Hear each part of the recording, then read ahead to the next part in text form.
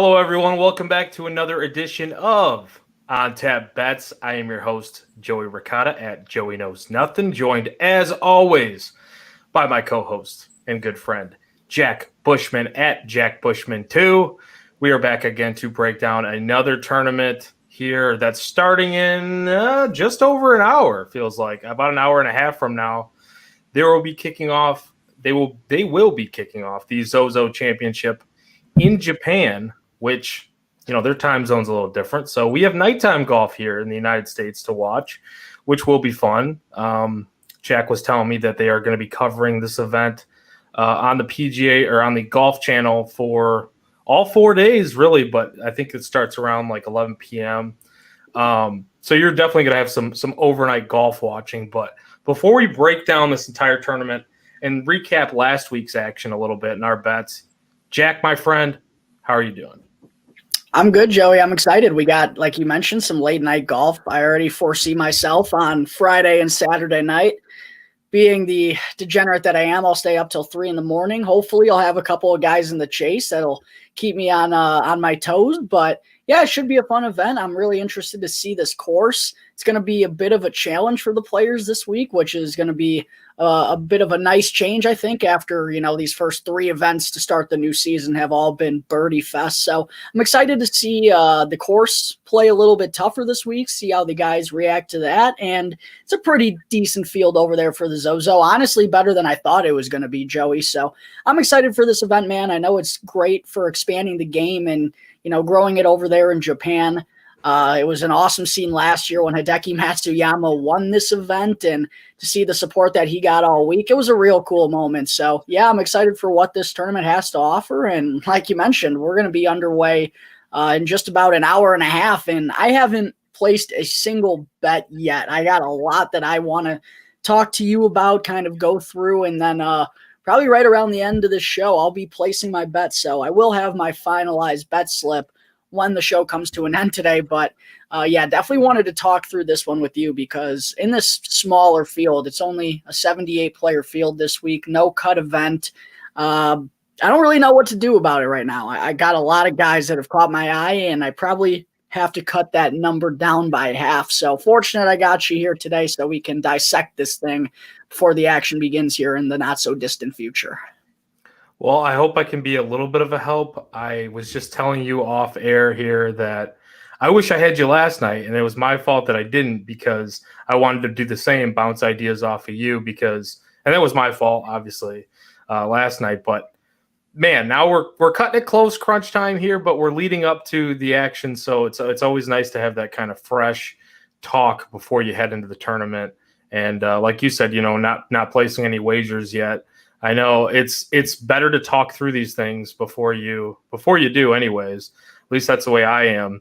But Jack, before we get to this week and potential bets that we're going to place or have already placed last week, the Shriners Children's Open, you got your first outright win of the new season. Tom Kim is him. 3-stroke victory. Patrick Cantlay triple bogeyed on the final hole of the final day. Tom Kim became the first player since Tiger Woods in 1996 to win twice on tour before the age of 21. As much as it was about Kim, it was also about Cantlay, who just wouldn't go away the entire tournament up until that final hole. But, he hooked the 3-wood into the bush, and then, he tried to hit it out of the bush. Then he took a penalty drop. Then he hit it into the water. Just a horrible turn of events, but not for you. Jack, how the hell are you feeling? Oh, riding high after that victory for sure. And yeah, it was dicey there at the end. I mean, Tom Kim had a 2-shot lead, I think, with 4 holes to go.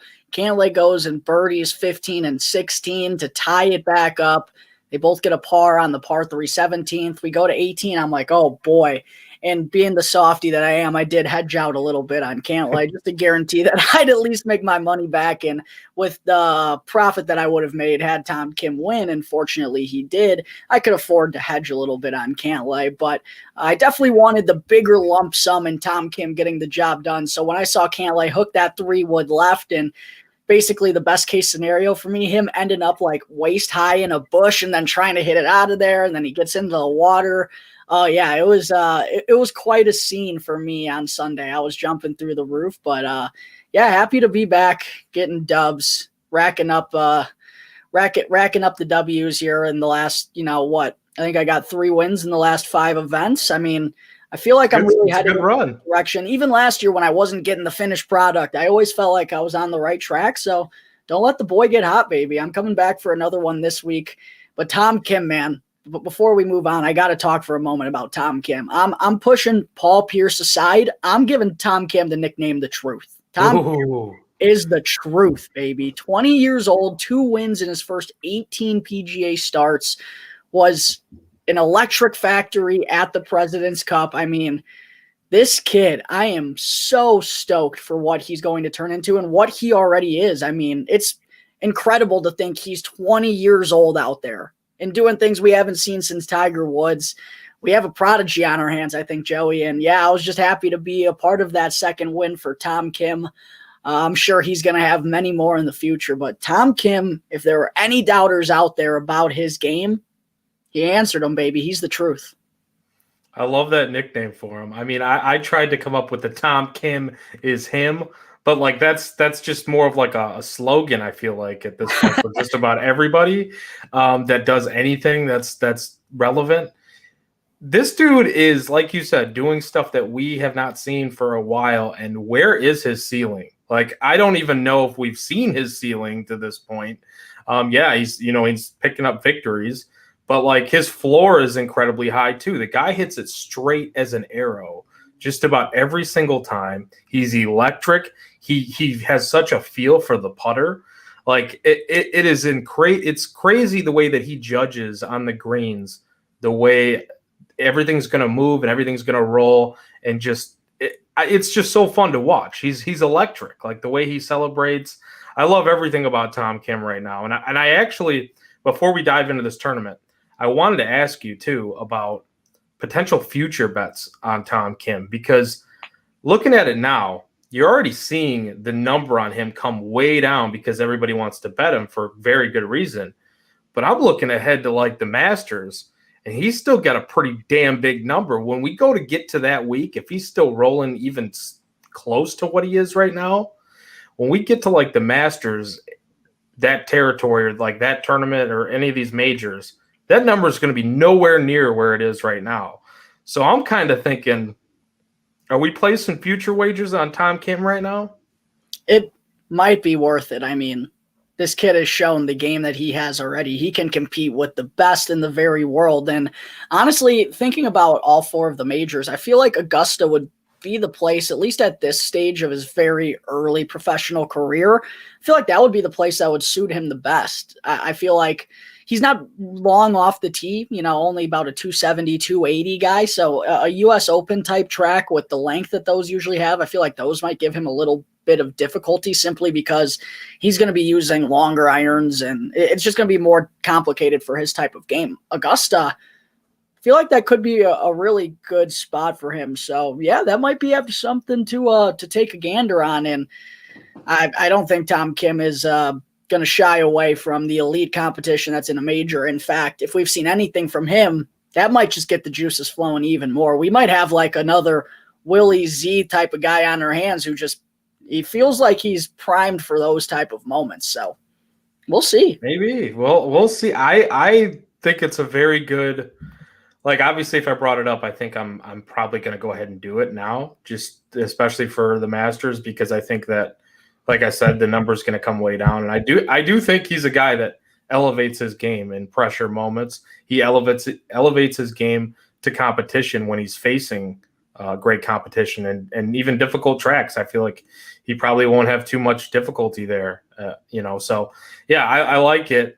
But moving ahead to this week, Jack, we'll talk about Tom Kim as well for this week. But we got the Zozo, Chiba, Japan, Tokyo area. The course, it's at Accordia Golf Narashino Country Club. The purse is $11 million, par 70, 7,079 yards. Got bent grass greens. There's 5 par 3s, 3 par 5s. You mentioned it, 78-man, no-cut event. Japan in this course, they've played host to this event twice, once in 2019, the other one in 2021. So when I was looking at stats, because the 2020 year was the COVID year, and that moved it to California at Sherwood Country Club in Thousand Oaks, California. But so this course, somewhat new to our fan base here in America, but reading up on it, it's really been a staple of competitive golf for Japanese and international fans for a while. So, the 2 events that we've seen here for PGA, we've seen the defending champ now coming into it, Hideki Matsuyama win in 2021. And then in 2019, you mentioned Tiger Woods when we were talking about Tom Kim. Tiger Woods won the event where Hideki Matsuyama finished second. So, and last year he won this event by 5 strokes. Jack, coming into this thing, how are you looking at this course? Give me some key stats you're watching for and just a little bit of a breakdown of it.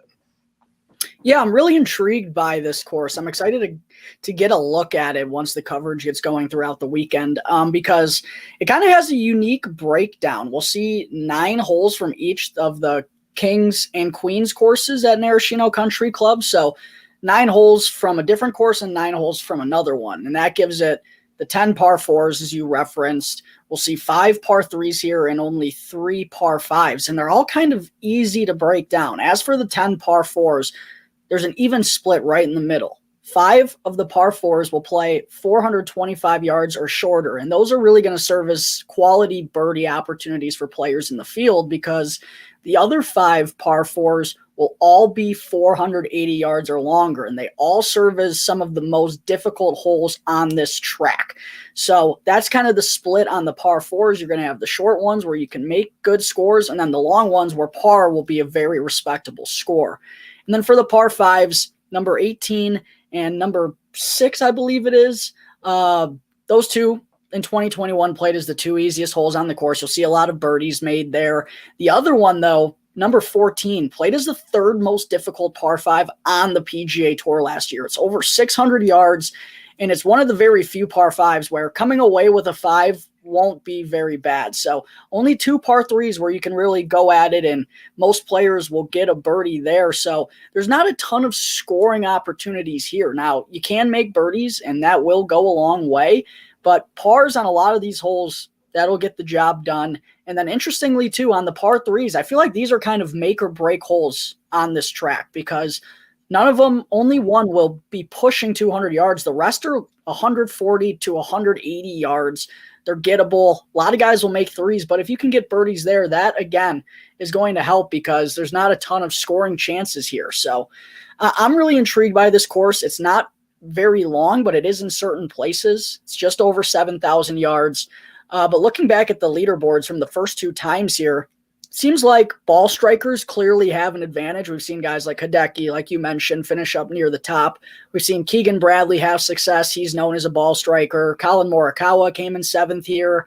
Brendan Steele has a T2. Tiger Woods, obviously. We don't need to talk about his ball striking.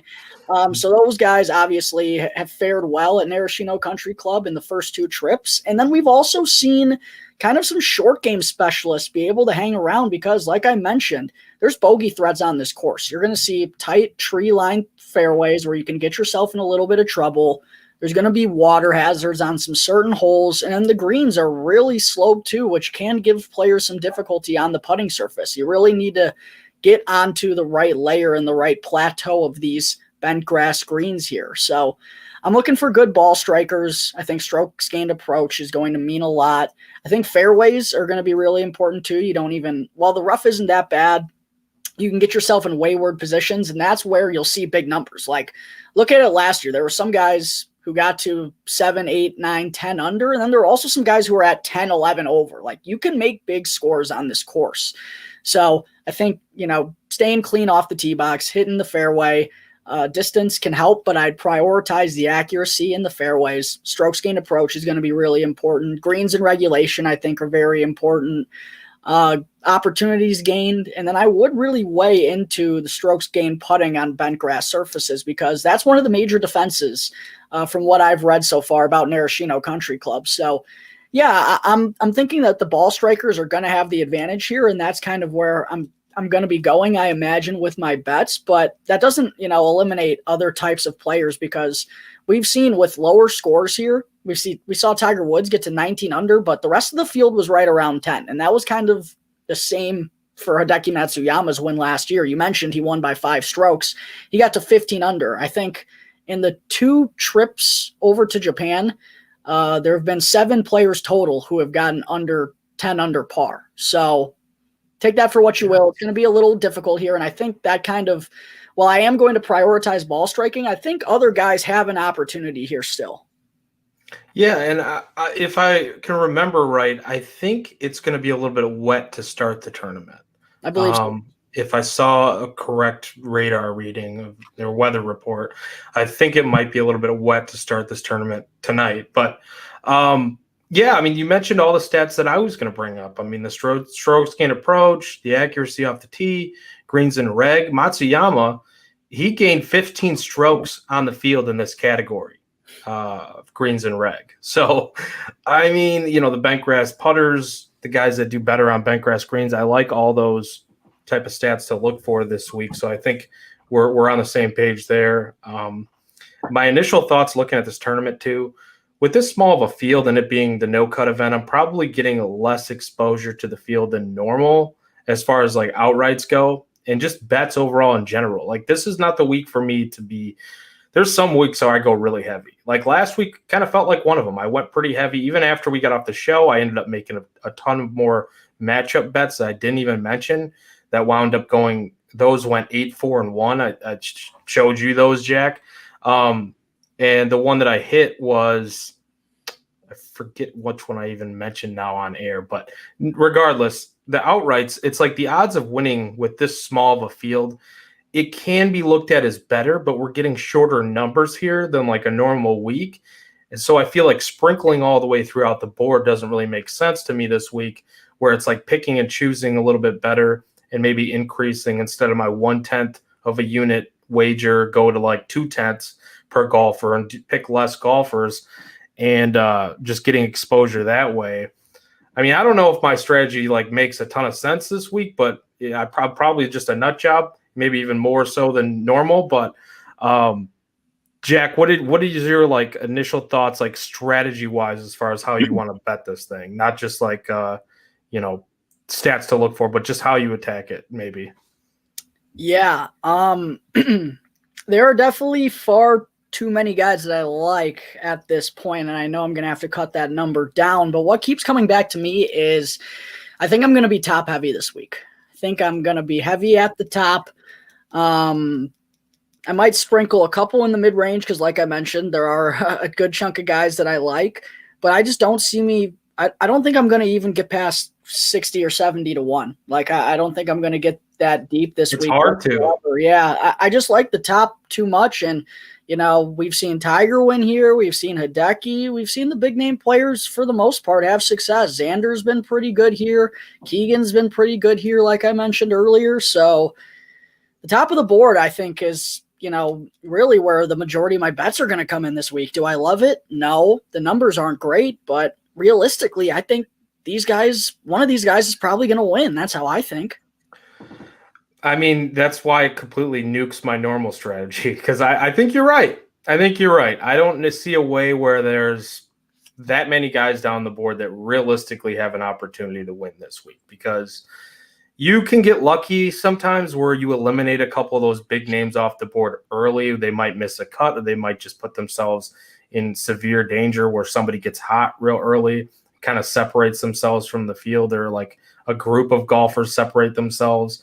And this week, with it being a no-cut event and it really being that ball striking as like maybe one of the biggest needs for this tournament or this course, I don't see a way where a lot of these like less talented golfers take one down this week, especially as strong as the field is. The field is surprisingly stronger than I think maybe even me and you expected maybe a week or two out when we were looking ahead to this event. So Yeah, I mean, I'm kind of with you in that regard.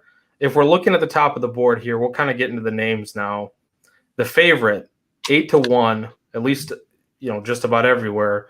I'm looking at the odd right now. The odds, 8-1, Xander Schauffele, 9-1, Sungjae Im, 14-1, your boy, Mr. Electricity himself, the truth, Tom Kim, 14-1, the defending champ, Deki Matsuyama, and then 14-1, Colin Morikawa. We have 16-1, Cameron Young, 18-1, Victor Hovland, and I'll shut her down so we can go over these names at 20-1, your other boy, but not really, Tyrrell Hatton at 20-1. Jack, thoughts on this group, this top heavy field? I mean, we can stop and take a little bit more length with a lot of these guys if we want to too, because I know you have a top heavy interest here. Yeah, I basically like all of these guys, which is a problem.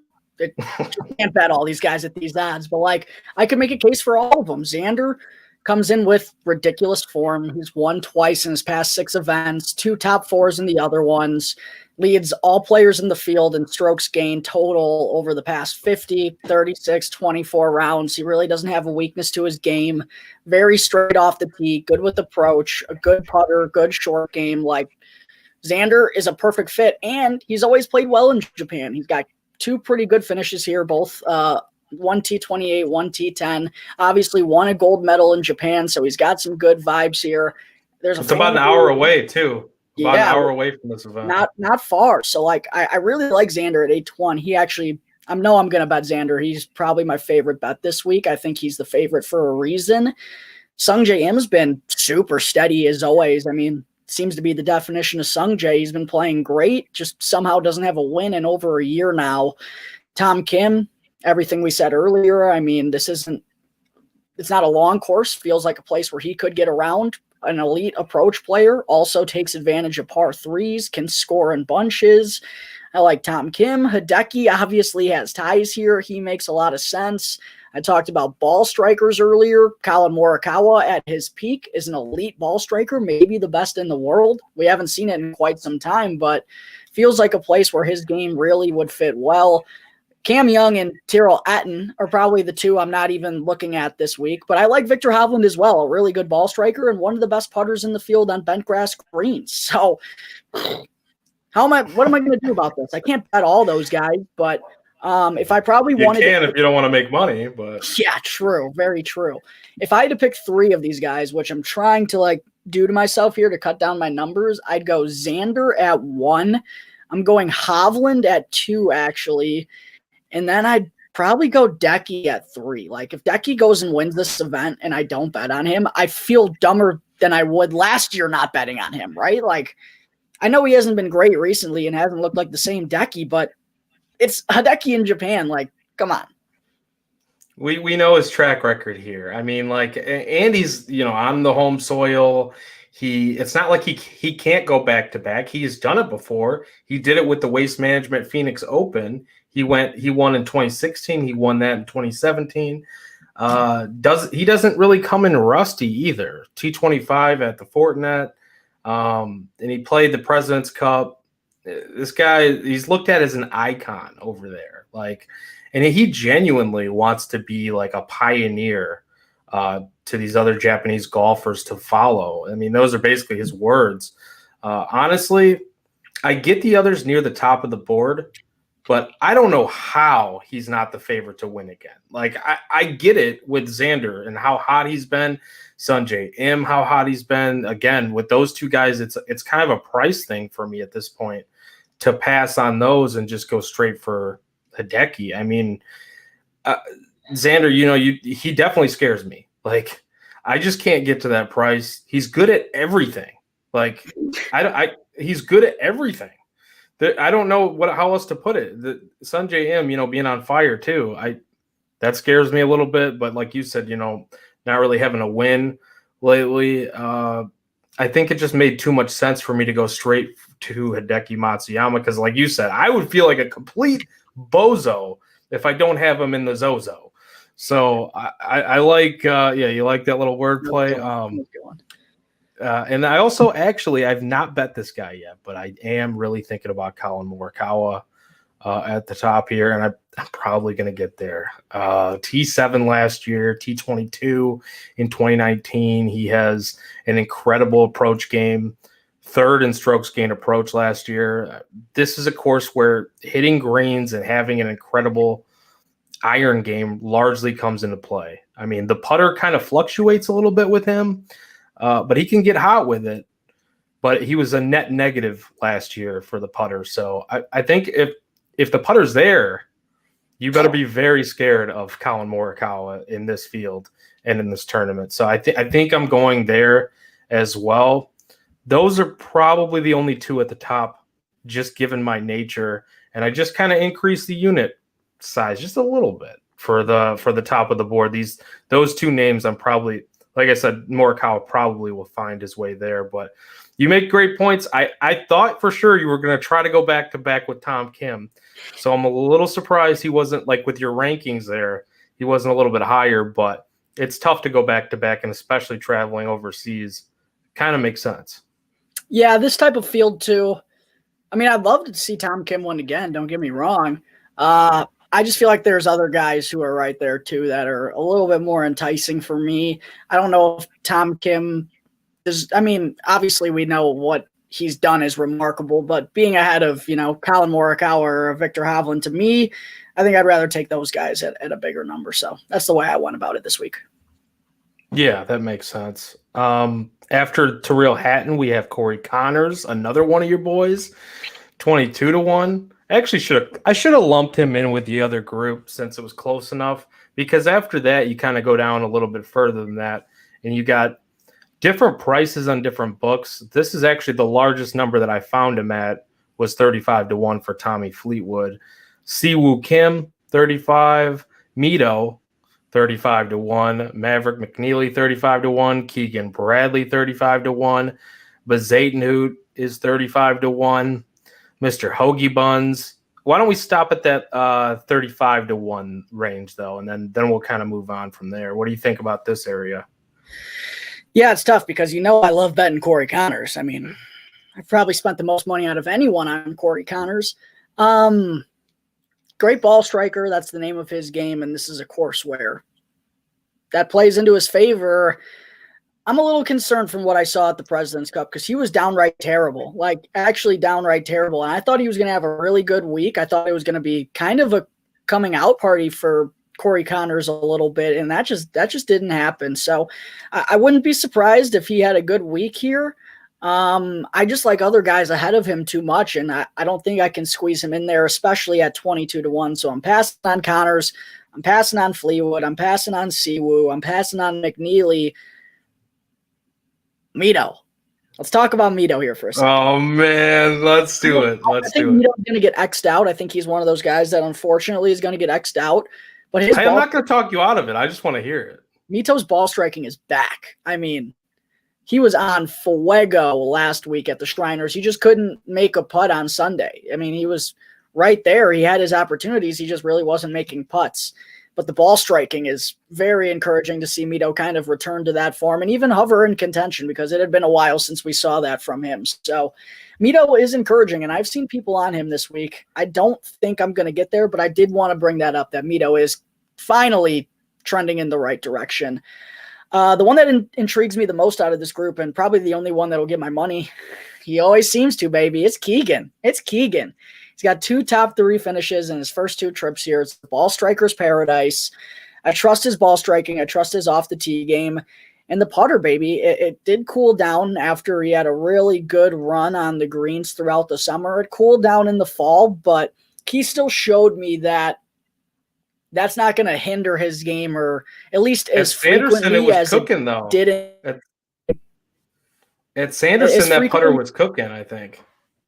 As frequently as that putter cost him in the past, I think he's shown that he has figured it out a little bit. And, on the bad weeks, obviously, that's still going to play an impact. And just even going through his numbers, looking at most of the tournaments where Keegan missed the cut, he putted terrible. But he's shown that he has those upside putting weeks. And when he does putt well, he's usually in contention. We've seen it from him here in the first 2 trips. So I really like Keegan, but he's probably the only one from this 22 to 35 pocket that's going to be getting my money. What about you? I'm taking your lead there with Keegan. I like it as well. Grabbed him at 37 to 1, actually. The decent track record here. We don't have much to go off of. There's only the 2 events here in Japan, but T13 2019, T7 last year, T5 at Sanderson Farms a couple weeks ago. And, you talked about his putter. I thought the putter was really good there at Sanderson. Like, if you look at his metrics a little bit, the strokes gained, it was better than a lot of the guys in the field that week. So it's streaky, right? Like, it's not necessarily what he's known for. He can struggle with it at times. We know how good he can be off the tee, his approach game. I mean, the 2 events here, he's been one of the better golfers above expectation relative to his predictive skill level too, which he's already got a great skill level. I mean, he lines up as a value for me. Number 1 in that area above expectation for this course was Brendan Steele last year. He makes sense in a lot of ways too. Finished 2nd here last year, but his recent form has been awful. 2 cuts to start the year, so I don't think I'm going that route, but that's further down the board anyways. But Keegan Bradley, he makes a lot of sense to me this week. That we're kind of in alignment there. 35 to 1. Jack, you're familiar with the band Fleetwood Mac, right? Absolutely. British American rock band. 5th in strokes gained around the green last year was Tommy Fleetwood. Solid approach game, putter and tee to green. He's been solid overseas.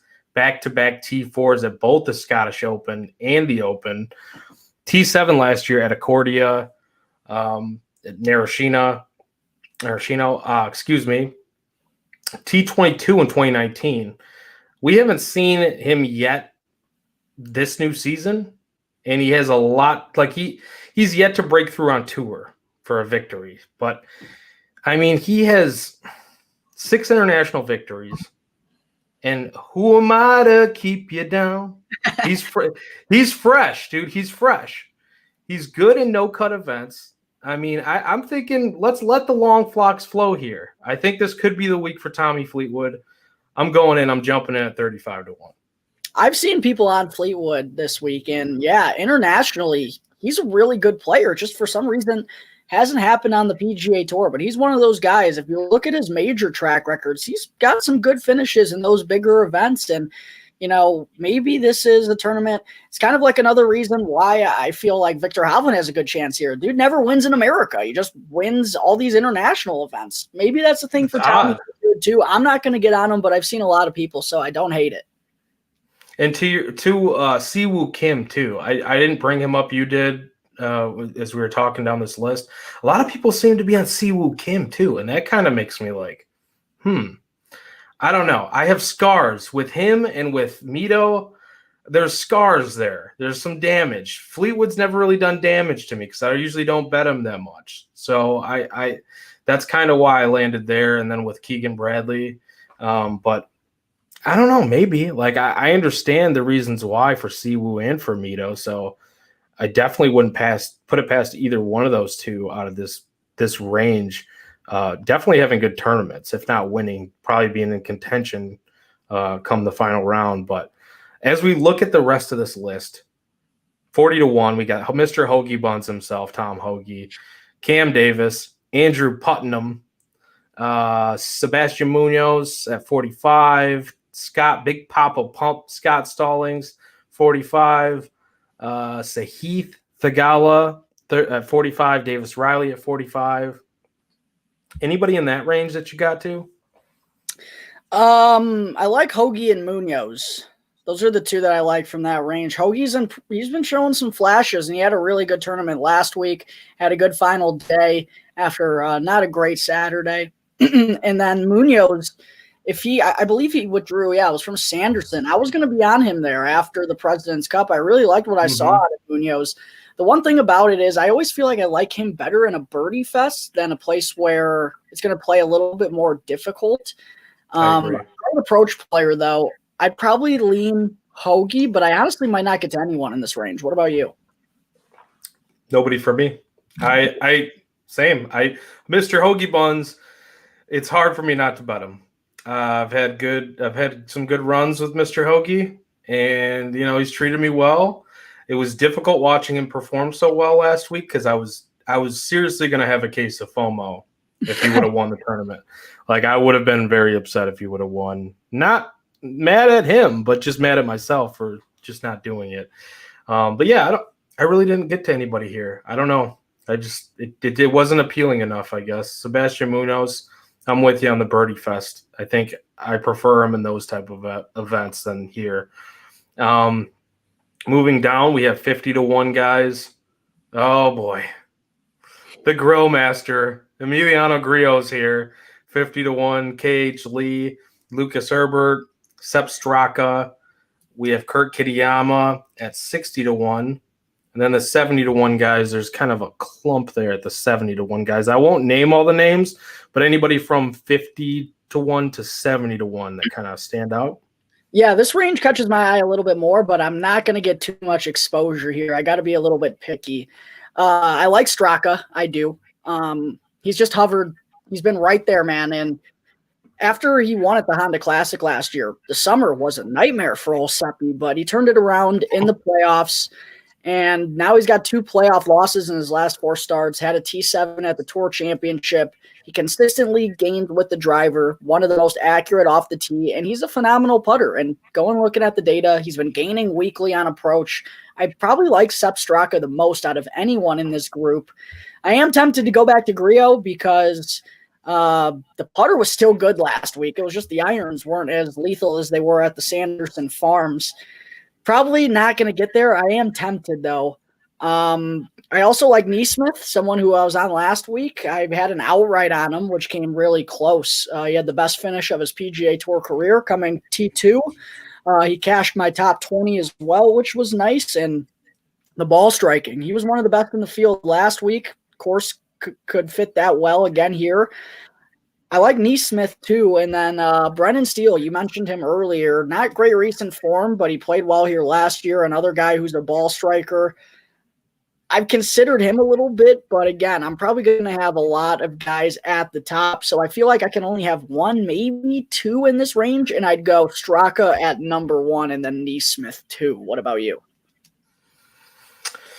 We're thinking too much alike, and I swear to God we did not even talk before we did the show about who we were on. Sepp Straka is the guy that I got to a 50-1. Neesmith, I have not bet yet, but I did bet him at a different capacity, and I was considering an outright. So the fact that you are on him as an outright kind of leads me to possibly tail you on that. I know you were on him last week. Straka, man, second playoff loss. You said it, like a recent playoff loss, this time to the Mac Daddy at Sanderson Farms. 66th here last year. Wasn't great here last year, but, I mean, if you just look at his approach game, yeah, the flat stick and the cheated green at Sanderson, all of those were one of the best out there. A strong finish to the year last year, which really started at St. Jude. He's been in the top 30 at every event since then, including 2 second-place finishes, the playoff losses, and then 3 top 10s. So I think Straka makes a lot of sense here at this spot. I mean, if you're going to give me those odds, I'll take him the way that he's golfing right now. The other guy that I got to was Mark Hubbard at 66-1. I grabbed him at. Might be a little bit better odds out there than the ones that we're looking at right now, but I feel like this was someone you were on last week as well. Was Hubbard somebody you were on? Correct me if I'm wrong on that one. Yeah, I was on Hubbard last week. He played pretty well. He did. I mean, turned in some solid work so far. Last year, he was 20th in stroke skin approach. This year, he's 23rd so far. I mean, small sample. You don't have all the golfers that have even golfed yet to this point, but And out of golfers in this field, Hubbard is second in strokes gained approach over his last 24 rounds. So we're talking about he's kind of on a heater right now as far as that goes. And if that's a key stat to watch for this week, give me the guy that's doing it really well right now. I like Hubbard to potentially make some noise this week. That's pretty much actually it's not. Better number I got it at, but the book we're looking at right now, Aaron Rye. 80-1 I grabbed him at. First in greens and reg last week at Shriners. Wasn't as great in that department on the final day of the tourney, but he was right up there until that final day. Had he not shot a 71 in the fourth round, he's likely right up there. Still a T20 minus 14 is still pretty impressive. He's pretty much 70-1 everywhere you look. So I took a stab there at Aaron Rye, though, at that 80 number. Anybody else that you wanted to kind of talk about in this range before we get to kind of more longer, like bomber guys?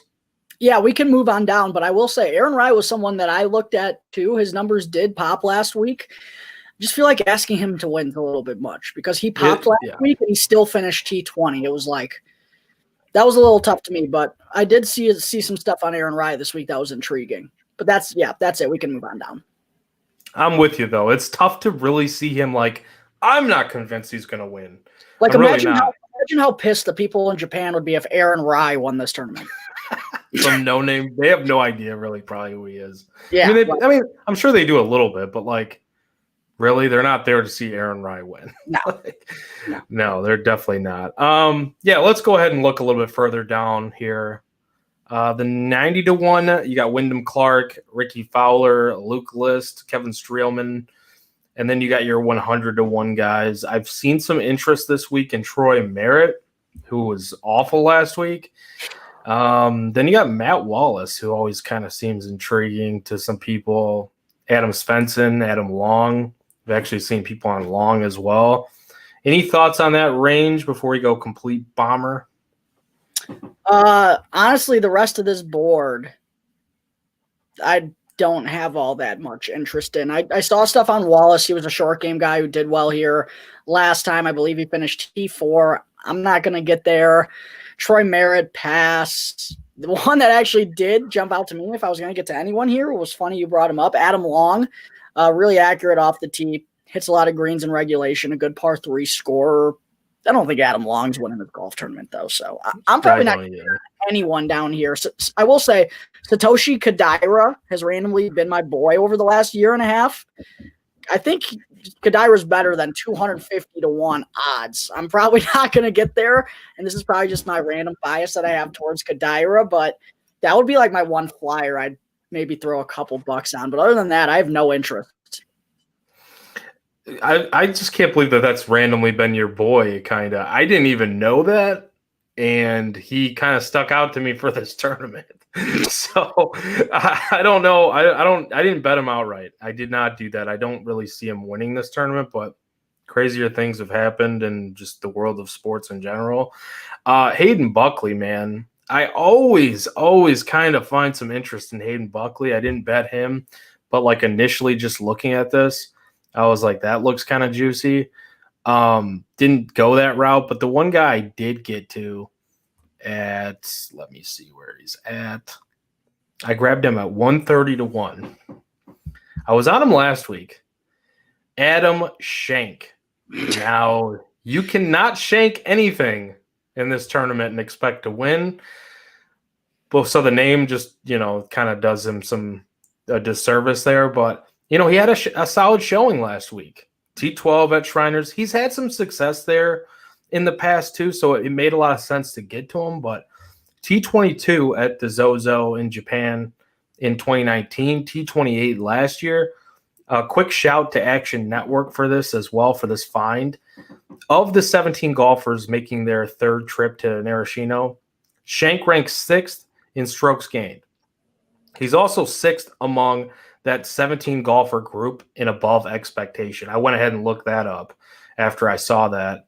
Another reason I like Keegan Bradley, Bradley is second behind Hideki in that 17 golfer pool that I mentioned. That's basically making their third trip to Narashino. So it's a small sample. It's a very, very small sample, but he's coming in with a little bit of a decent recent form. So, that's my let's go ahead and throw a dart pick of the week, I think, at 130 to 1 for Adam Schenk.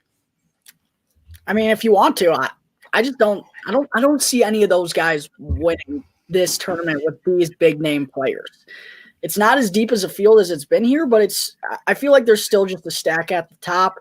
Some guys in the middle who I think do have a chance. I'm just not going to get there this week. So, yeah, at your own risk. I mean, obviously, if they do, the payout's going to be juicy. I personally am too heavy at the top.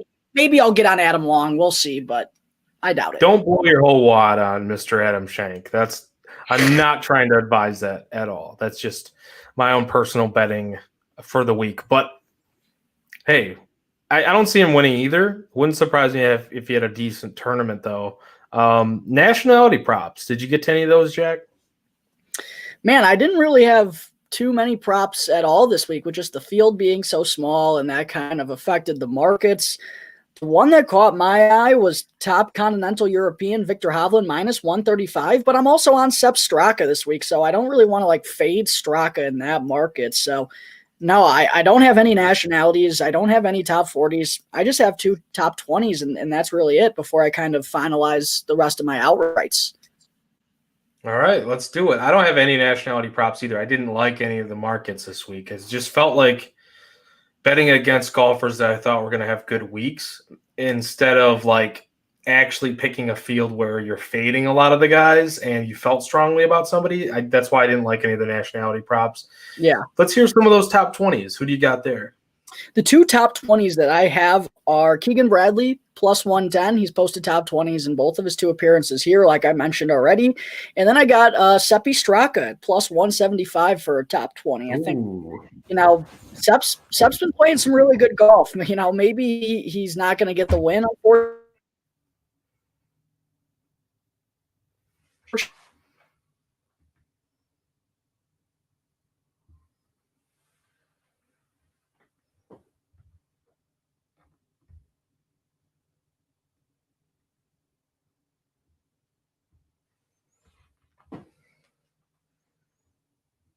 I'm not sure if we lost Jack or if that's on my end. Hopefully it's not on my end, and I'm just sitting here not talking. Keegan Bradley was also somebody I got to at +130. Grabbed him at, all the reasons I mentioned why I'm on him for an outright are the reasons why I'm on him for a top 20. Let's see if we can get Jack back in here. Hold on. Kicked him out. Okay. Hopefully he comes back. But, those are pretty much the reasons why I like Keegan Bradley this week. All the same reasons as the outright. The ball striking has looked really good. If that putter is turning around, I still think there's room for upside, and I think he has a pretty high floor here as well, especially in a no-cut event. That's the only top 20 that I got to. For whatever reason, it's just the odds weren't that juicy this week. Not enticing enough for me to go for. It's got to be. They've got to be some plus money odds if I'm going to take top 20s and top 40s. This is the week. A top 20 is more like a top 40 in my eyes, just because of how small the field is. But I'm not super confident in a lot of these guys finishing there to be able to take the minus odds that you're seeing on most of the books. So Keegan Bradley was the only one I got to. I do like that Sepp Straka one that Jack threw out there. I didn't even see that. I might tail him on that top 20. Let's see here. Top 40, I went with, he mentioned Satoshi Kodaira. Now, Satoshi, T57 last year, 37th in 2019. He does have a PGA Tour victory in the 2017-2018 season at the RBC Heritage. 8 international victories. He was actually second on tour in driving accuracy last season. His true strokes gained at Narashino is worse than the field, but is above expectation, ranks 5th among those 17 golfers that are making their third trip here for this event. So again, shout out to Action Network, because if it wasn't for that initial lead, looking at the 17 golfers that are making their third trip here and giving that one stat, I wouldn't have looked this up for Satoshi. So I always look at the above expectation numbers, but that was a nice added layer into my research this week. And a big reason why I grabbed Satoshi Kodaira at a top 40 number, plus 160 for a top 40. Put a little half unit sprinkle on that. Want to see if we can get Jack back in here before we wrap this thing up. Give me 1 second. I don't want to move on to matchups, because really those are only the top placement bets that I have this week. Is the Keegan Bradley one. Jack mentioned hit the Keegan Bradley one and Sepp Straka. The top 41 that I have is Satoshi Kodaira. I'm wondering if maybe he got there somewhere on his card, because he was talking about somebody potentially throwing it out, right? Doesn't sound like it's going to be him. He's very top heavy this week, or somewhat in the mid-range area. But yeah, I think he might be down with that top 40 bet. I think he's probably going to back me up on that one. But the head-to-head matchup that I got to this week, I've been crushing these matchups lately. I just find them to be a little bit more safer. And, let's see here. Jack's saying, what happened?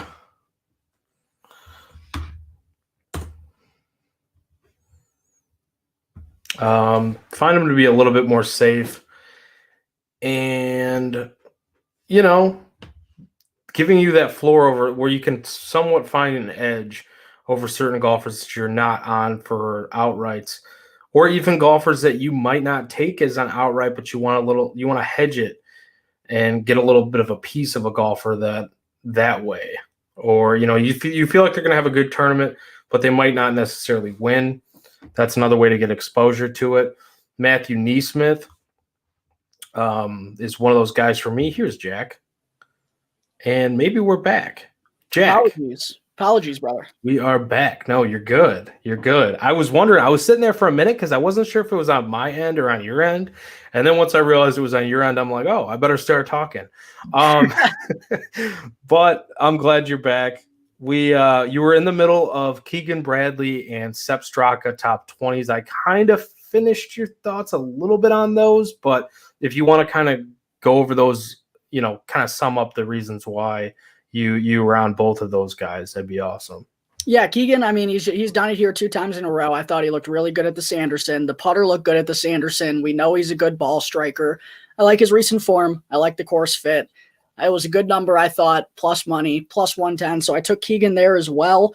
And then Sepp, too. I think he's just really turned things around in his past 4 or 5 events. 2 really close calls to a victory. He already is a proven winner on the PGA Tour. If he's not able to get the job done again, I feel like this is good exposure to make sure I come out positive on Sepp. So those were the only 2 top 20s I got, and the only 2 props that really interested this week to me, man. I think I'm just going to be mostly on the outrights. It was a tough week for props. It was a tough week for outrights, given my strategy, and props in particular this week were very difficult because, as I was explaining while you were away, I look at this as like top 20s are almost, they feel like more like top 40s this week than they do top 40s feeling like normal top 40s because of the smaller field. But like even then, the books weren't giving us those plus money odds on a lot of the guys that we felt really good about. And I don't want to lay the juice on a lot of these guys for top 20s. So the only top 20 I got to was Keegan Bradley, but you mentioned the Sepp Straka one, and I love the reasoning behind it. I like him this week. I probably am going to be on that. While you were gone as well, I also mentioned top 40 Satoshi Kodaira. That's why I was kind of surprised that you mentioned his name because I was like, okay. I mentioned the reasons why too. Him, like his true strokes gained at Narashino is worse than the field, but his above expectation ranks 5th among those 17 golfers making their third trip here for this event. And, I looked in some other metrics that I really like for Kadira as well. So, he just seems to be the 8 international victories for him. And he's won on tour. He won at the RBC Heritage. So I like Kadira for the top 40 at plus 160. The only other prop I got to was a matchup bet. It was Matthew Neesmith over JJ Spawn minus 115. A lot of reasons here. It made sense for both golfers last week at the Shriners. Spawn had a T15, and I actually bet him over Troy Merritt head-to-head, which paid off nicely. He's had success at Shriners. Neesmith wound up T2 after going T9 at Sanderson Farms. I mean, we kind of talked about him quite a bit. Pretty well-rounded, not a huge distance guy, and, he struggled last year putting and around the green, but this year, so far, putting well, and the around the green game has been improved, gaining strokes in both areas. So the approach is really where he can take off and keeps his floor pretty high.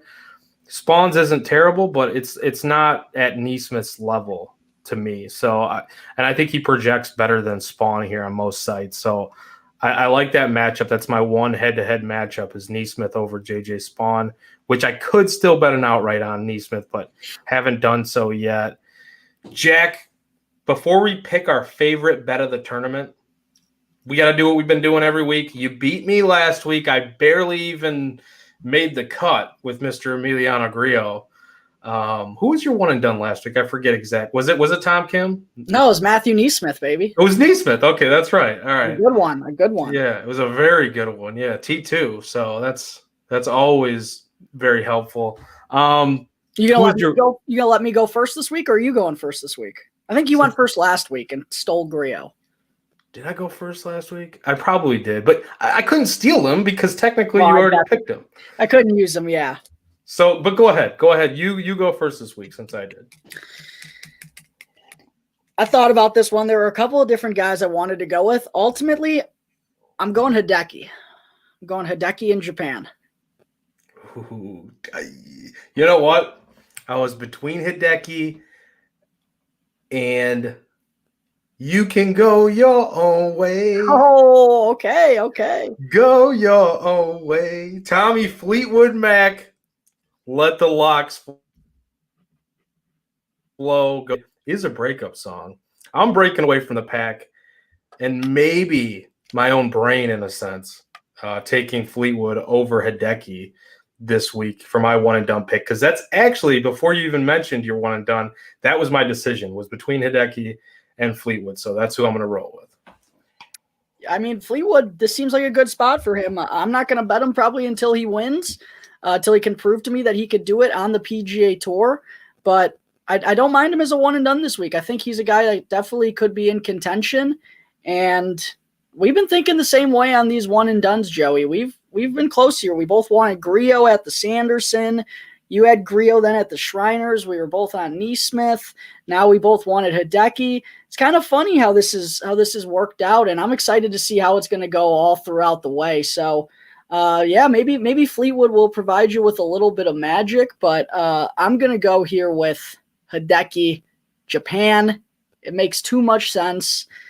Didn't bet Hideki at the Zozo last year, and I felt like an absolute buffoon. I'm going to be on him probably as much as possible here. Sticking with my gut. He's my one and done. I don't think I'm going to go with him as my favorite bet, though. I think I'm actually going to go with Xander Schauffele. I said there's a reason why he enters this week as the favorite. He doesn't do anything. He has no flaws to his game. You mentioned this earlier, Joey. No flaws in Hideki Matsuyama's game, or Hideki in Xander Schauffele's game. Sorry. I think he deserves to be the favorite. I think he comes in with great form. 2 wins in his past 6 starts, as I mentioned. He also has 2 top 4 finishes mixed in there. He's very accurate off the tee. Pars, he can make pars when he needs to. He can also capitalize and make birdies. I'm going with Xander Schauffele is my favorite bet this week. So we'll see if that cashes. We'll see if I can stay hot. I feel like I'm in the right headspace. I've been that way for a while now, and just want to get hot, start racking up these W's, take advantage of the fall swing season. It's a shorter field event here at Maraschino Country Club, which I feel like those shorter field events, those are the ones you want to hit on. Not as many golfers in the field, a prime opportunity to come away with a W. So hopefully we get hot here, rack up back-to-back victories. That would be super cool. It was awesome to cash with Tom Kim this week. Let's hope we cash with some of our guys this week because we put in a lot of work. We do a lot of research, and that's what it's all about. The end goal is cashing those tickets, getting the W's. Joey, I just mentioned my best bet is going to be Xander Schauffele is the odds-on favorite, 8-1. Before we wrap things up and get out of here, what's your favorite bet of the week? Yeah, before we somehow have bad internet connection for the 10th time on this show. It's been a rough one as far as internet goes. Some bad weather over here too. I don't know if that's what's going on, but best bet for me. Ooh, it's so tough, man. I don't know how you get away from Hideki Matsuyama. I think him as an outright just makes way too much sense. I am going to go with Hideki Matsuyama as my best bet. With that being said, we need to get out of here. We have a tournament to watch. Jack has things to do. We all got stuff going on. Jack, as always, it's great to talk to you. We need to shout out OnTap Sportsnet at ontapsportsnet.com. Check out all of the great content over there. Bulls, Bears, Blackhawks, White Sox, Chicago Cubs. That's a different order. Should have been Cubs, then White Sox. Nonetheless, at OnTap Bets, you can follow us over there. You can follow at OnTap Golf. You can follow me at Joey Knows Nothing. You can follow Jack at Jack Bushman 2. What do you say we get on out of here the only way we know how? Jack, how are you planning on going about watching this tournament, and how excited are you for this tournament? I'm stoked for it, man. It's getting underway here in about a half an hour. I'm going to be watching the Blackhawks, but I'll definitely get there late night once it's up on Golf Channel. Friday and Saturday, I know I'm going to be up till the wee hours of the night watching this tournament and hopefully winning some money on it so that I'm not wasting my time staying up that late. But I'm stoked for the event, man. Hopefully we get hot, get back-to-back wins here, and take advantage of this fall swing season. Absolutely. Another outright would sound incredible. With that said, cash some tickets. Best of luck. We thank you guys for listening and tuning in. Crack 'em, lock 'em. Let's win some cash.